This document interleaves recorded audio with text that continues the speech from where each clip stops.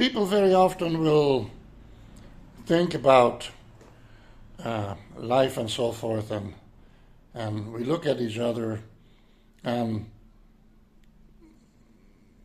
what do you call that in a courtroom? You have the defense, which is the lawyer, and the prosecutor. We all have our ideas and our concepts about life, culturally and socially. We have acquired those. And so life is like a paradigm. We look at it from our point of view, our personal point of view. Even women look differently at the world now as men do. And there's nobody closer one to another than a man and a woman. We express that closeness through our children and our grandchildren, our bloodlines. So, however, we're still different even because we are different genders. So, white people have their own history, and African people have theirs, and Native Americans have theirs, and Asian theirs, Australian theirs. So we have our paradigm, our religion, everything, and but the problem is that because we are judgmental about ourselves too, but always from that point of view.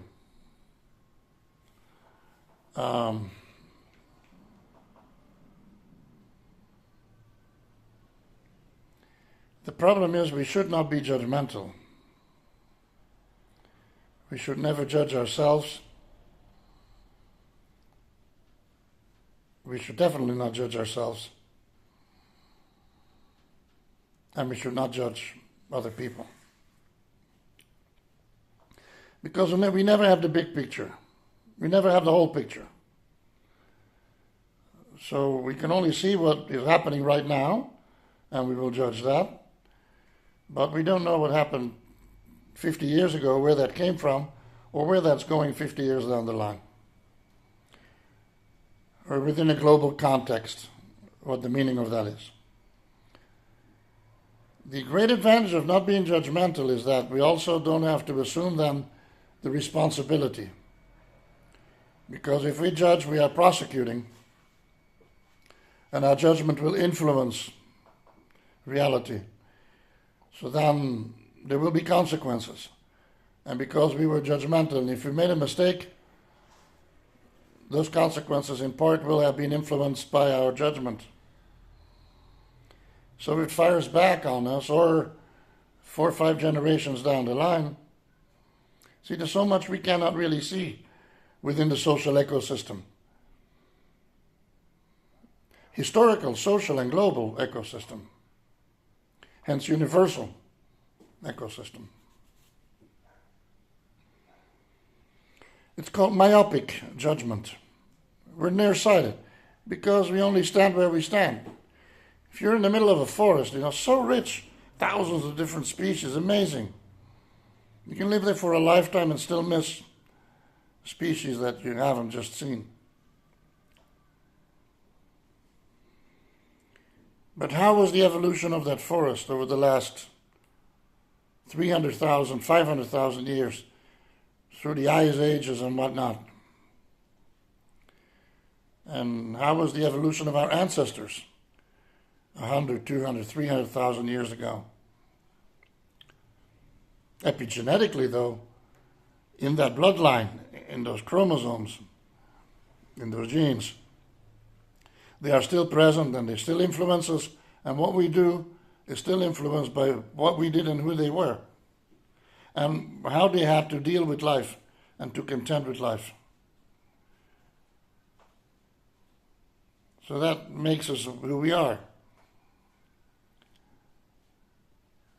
How do I illustrate what I'm trying to say? Because people are going like, okay, Felipe, I'm trying to follow you, but could you please simplify that a little bit? Okay, fine. People in Australia. First you had the Bushmen, right, in Australia, and Papua New Guinea and all that. And the white man arrived in New Zealand and Australia established, and now we have the Australians. Great people.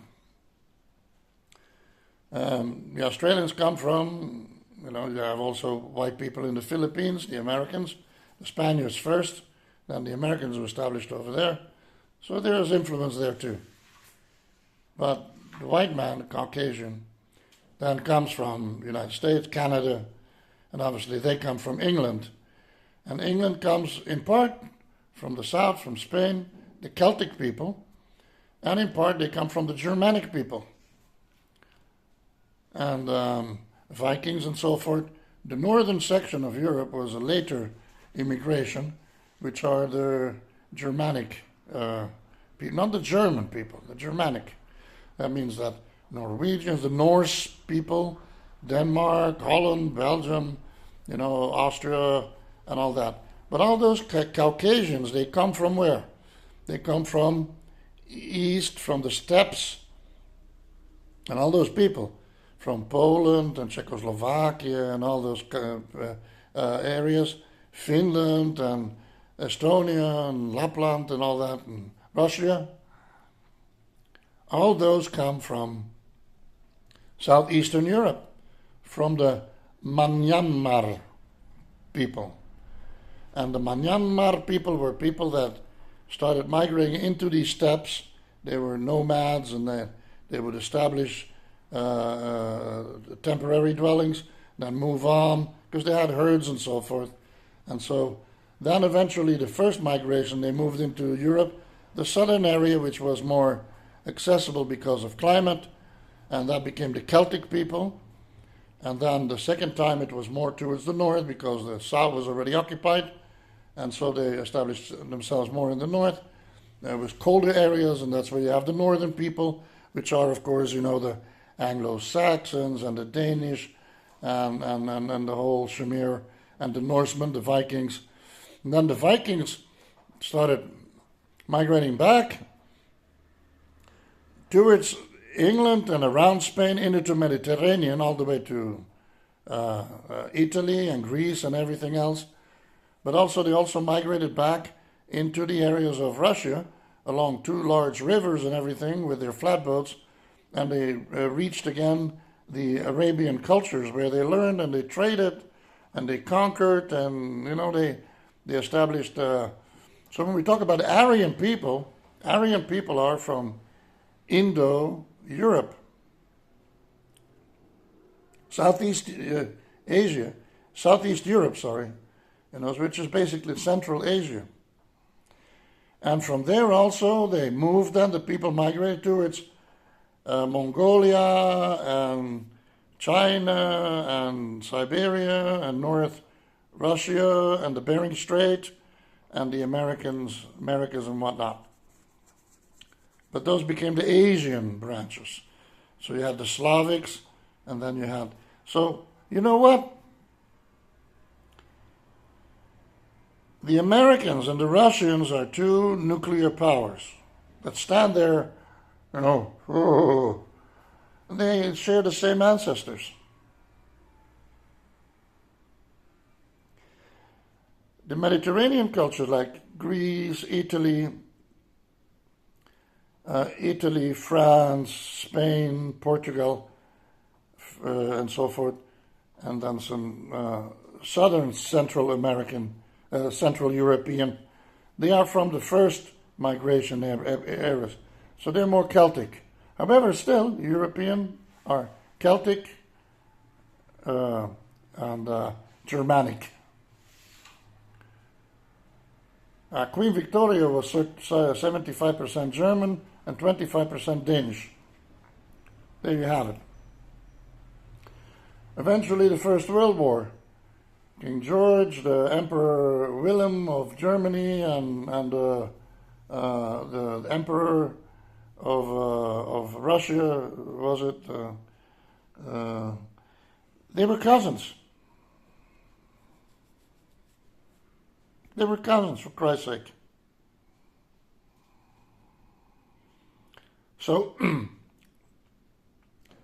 that whole area of the white people, Caucasian, from Australia, New Zealand, whatever influence we have in the Philippines, which is not so much, and then Canada, United States of America, then England, Europe, a little bit in South Africa. You know, you have some enclaves here and there. And then you have all the people in Europe, right?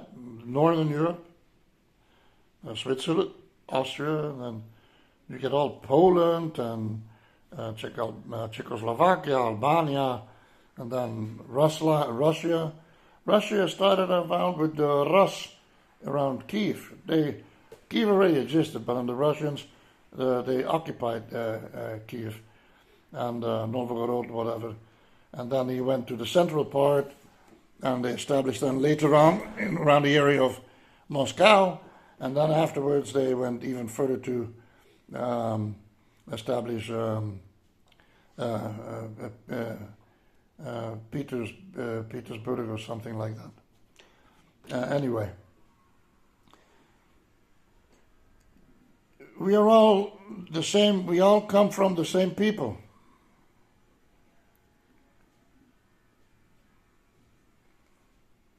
The Celts and the Germanics.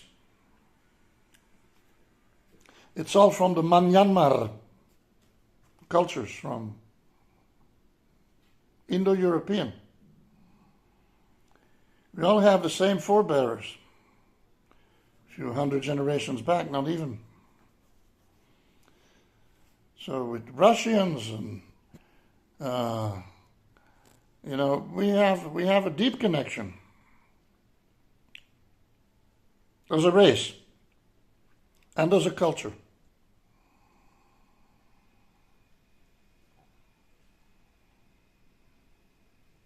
So what's our problem? And then with the Celts, it was a first, an earlier migration that generated the Celts. So with the French and with the Spanish and with the Portuguese, they're different cultures and blah, blah, blah. In China, they speak 200 different languages, if not 3,000. Of course there's differences. My wife and me, we are different. My son and me, we are different. Now he's the boss all the time, bossing me around. But that I told you, if I told you once, I told you 1,000 times. Ask me first and send it to me so I can do this better. You're screwing it up. Yeah, but if I do that, I got to sit on my hands for 2 weeks. So I do what I have to do, and then he gets upset, and then I send it to him. I said, okay, then we upload yours when it's ready, and we download mine, and so it looks better. Yeah, but you shouldn't do that. I said, yeah, you're totally right. Yeah. And you see, of course we're different. Wonderful to be different. But we're not different. We're brothers and sisters. So fuck war. Fuck atomic weapons. Take all those weapons, point them to space and shoot them out, I don't know, in some sort of any direction. All of them. Dismantle all the military around the world. It's a big money maker, fine, then turn it into industry of agriculture and road building and development, whatever. Change our lifestyle.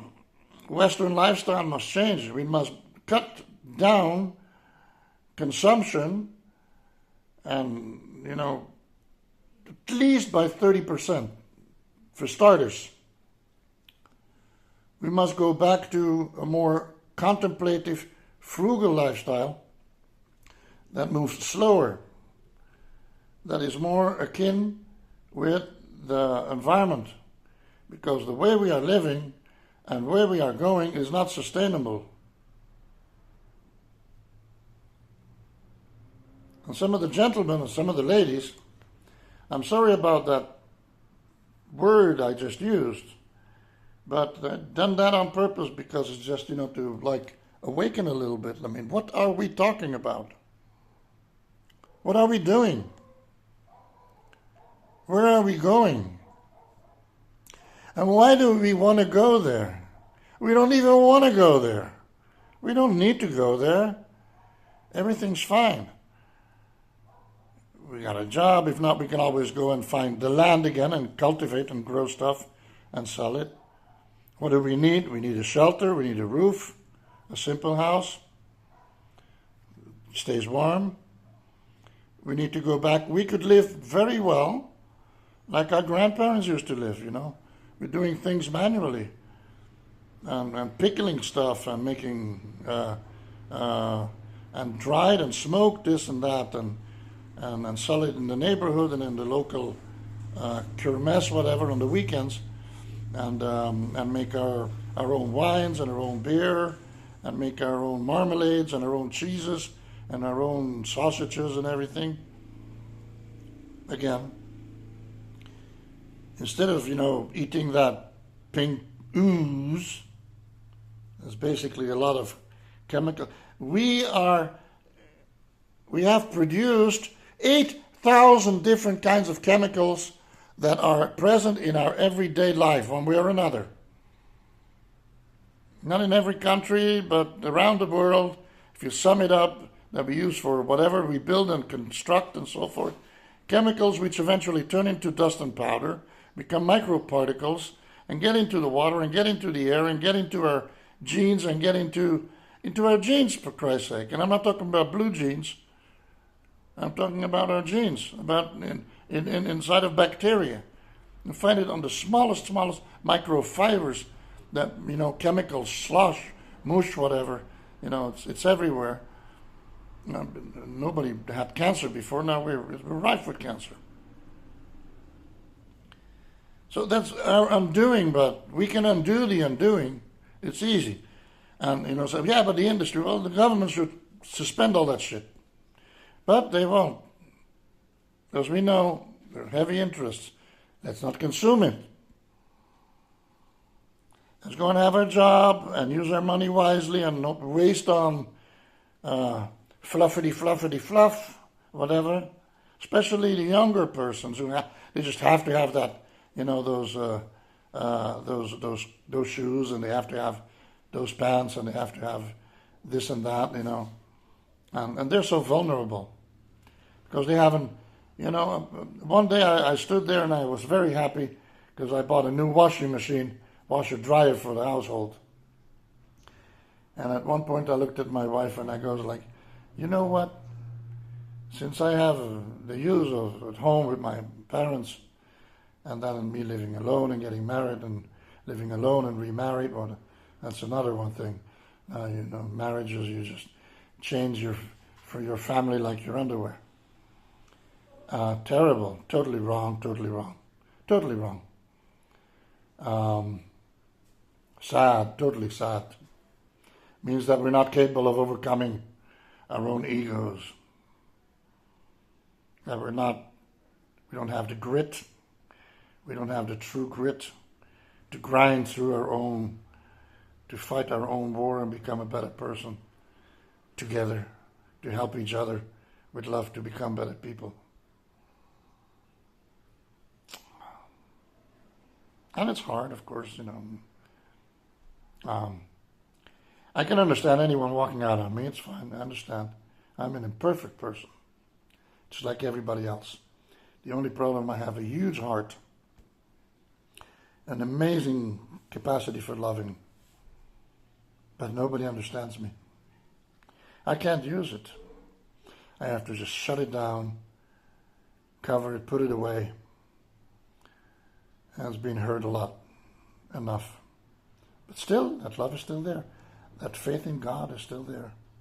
And now more than anything, you know what I want out of life is love, live in love. I want to serve.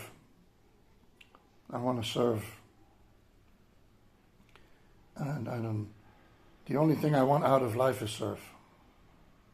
That's as selfish as I am. That's also as powerful as I am. That's also as rich as I am. Because if someone shuns everything, all those earthly things, short of what you need, at that moment, That's the only way for you to have it all. You can buy a building and then you buy the next one, but you will never be able to buy all the buildings forever in the world and in time. You can't. Building will eventually fall apart 50 years down the line, and then when you rebuild it, you will fall apart and die. It's ridiculous. Of course, if you need a car, you can take a taxi, you can rent a car, you can buy one, whatever. It's a simple car. That suits your purpose.